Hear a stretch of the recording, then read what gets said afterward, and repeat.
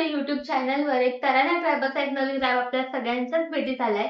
तर हे कसं वाटतंय? एका दिवसात 100K वर गेले, कसं वाटतंय? खूप खूप छान वाटतंय आणि तराना ट्रॅप हे माझं गाणं, माझं नाव देवांशी आणि सप्तसूर म्युझिकच्या युट्यूब चॅनलवर हे गाणं आलंय आणि एक्सपेक्टेडच नव्हतं की म्हणजे एका दिवसात माझं डेब्यू गाणं आहे. असं पण नाही की मी फेमस आहे आणि फेमस झाले, असं काही नाहीये. मी I was just a ordinary girl before this day आणि मग एका दिवसात लगेच एवढ्या 100K म्हणजे 1,00,000 लोक बघितले त्यांनी सगळ्यांनी, तर फारच फारच सुंदर वाटते ओव्हरऑल. असं एक्सेप्ट केलेलंस का? की एक्सपेक्ट केलेलंस का की असं होईल म्हणून? नाही, एक्सपेक्ट म्हणजे सप्तसूरवर जातंय ह्याच भावनेने मी खुश होते आधीच, की इथे हेच माझ्यासाठी अचीवमेंट होतं. मग त्याच्यानंतर प्रतिसाद वगैरे सगळी पुढची गोष्ट. पण एक्सपेक्टेशन्स तर नव्हते, पण एक्सपेक्टेशन्स क्रॉस केलेत मी माझे आणि ओव्हरऑल सगळ्यांचेच, माझ्या फ्रेंड्सचे, माझ्या फॅमिलीचे. तो छान वाटतंय ओव्हरऑल खूप. बरं, हा जो तराना ट्रॅप आहे, हे क्लासिकल आणि रॅपचं असं कॉम्बिनेशन म्हणता येईल. तर क्लासिकल म्युझिक तुला आवडतं का? हो, मला म्युझिक इन जनरल मी बऱ्याच भाषांचं म्युझिक ऐकते. म्हणजे मी जर्मन ट्रॅक्स पण ऐकते. माझं ओव्हरऑल कार्नेटिक म्युझिक मला फार आवडतं, क्लासिकल मला फार आवडतं. रॅप तर आहेच, रॅप तर पहिल्यापासूनच आहे की रॅप ऐकायचं. रॅप पण प्रोत्साहन देतच मला. तर मुळात तेच मला वाटलं की मी क्लासिकल डान्सर आहे, कथ्थक शिकले मी. तर कथ्थकचे बोल आणि रॅप असं वेस्टर्न ह्याचा मिलाप करायचा आणि काहीतरी क्रिएट करायचं. मग त्यातनं जन्म झाला तराना ट्रॅपचा असं म्हणेन. मग हाच तराना का स्पेसिफिक, असं काही रिझन त्याचं?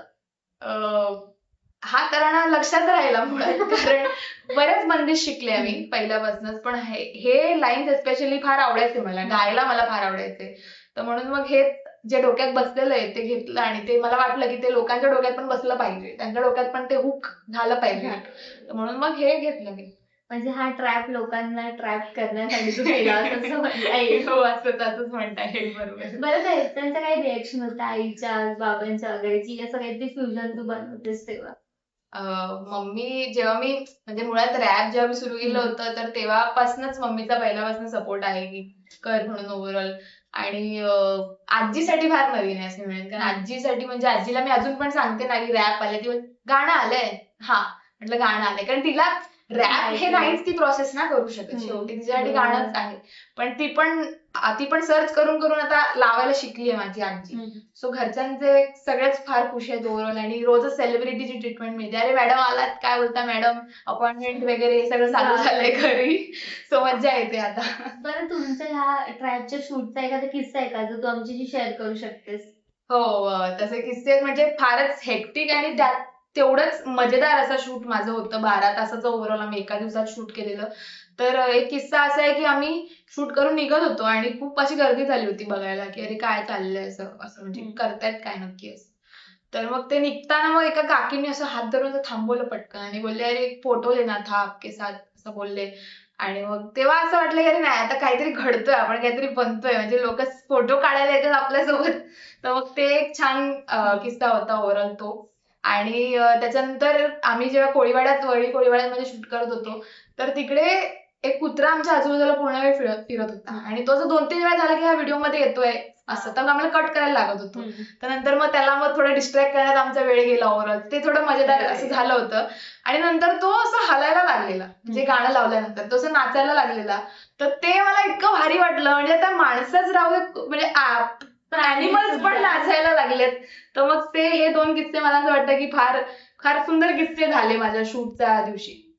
आणि हे पूर्ण 12 तासात म्हणजे एका दिवसात तू शूट केलेस, तर त्या दिवशी तुला असं हेक्टिक झालं का? खूप हेक्टिक शेड्यूल झालंय. म्हणजे एक्साइटमेंटच इतकी होती ना की आदल्या दिवशी तर मी झोपले नाहीच. म्हणजे साधारण 1-1.5 तासाची झोप मी घेतली होती मॅक्स. कारण मला असं म्हणजे खूप इम्पॉर्टंट दिवस होता तो माझ्यासाठी, की एकतर पहिलं गाणं लेबल सोबत, दुसरी गोष्ट एवढं मोठं आपलं शेड्यूल आहे, शूट आहे. तर एक्साइटमेंट होतीच आणि त्या दिवशी पण म्हणजे दमले होते मी, पण असं मेंटली एवढं एक्साइटमेंट आहे ना की दमायला होत नव्हतं. म्हणजे म्हणजे आमचे जे जेवणाचे ब्रेक्स आहेत ते पण फार लेट चालू होते, कारण शेड्यूलच असं असतं की ब्रेक्स घेता येत नाहीत त्या हिशोबाने. पण असं वाटतच नव्हतं की अरे जेवायचं वगैरे काय नाही, आधी आपण जे सीन्स आहेत ते आपण करून घेऊया आणि मगच. तर ओव्हरऑल मज्जा आली म्हणजे त्या दिवशी फार. बरं, एखादा आर्टिस्ट आपलं गाणं असू दे किंवा काही कुठली गोष्ट असू दे, ते आधी विजन तो करतो. तर तू जसं विजन बघितलं होतंस तुझ्या गाण्याचं किंवा तराना ट्रॅकचं, झालंय का?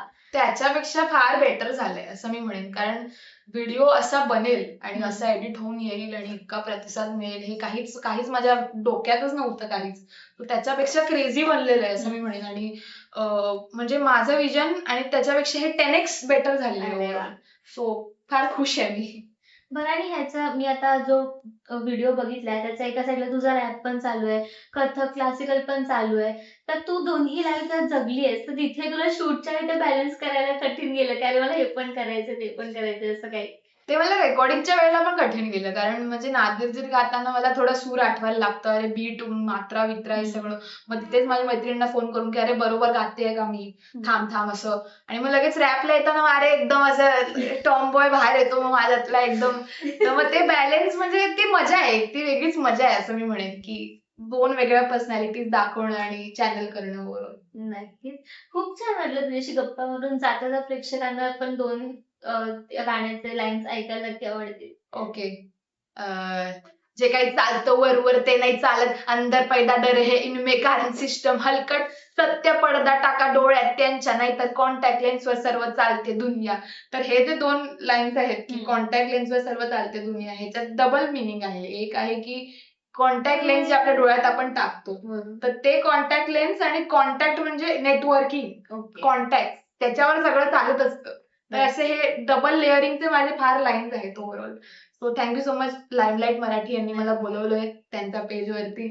आणि सप्तसूर म्युझिकला सबस्क्राईब करा, फॉलो करा. देवांशीला फॉलो करा आणि अजून ट्यून्ड इन राहा की पुढे याच्या पुढे काय काय सरप्राईजेस येतात ते बघायला. नक्कीच. लॅमलाईट मराठी पण तुला खूप शुभेच्छा आणि असेच अनेक ट्रॅक आमच्यासाठी नवीन-नवीन घेऊन ये. थँक्यू. Thank you.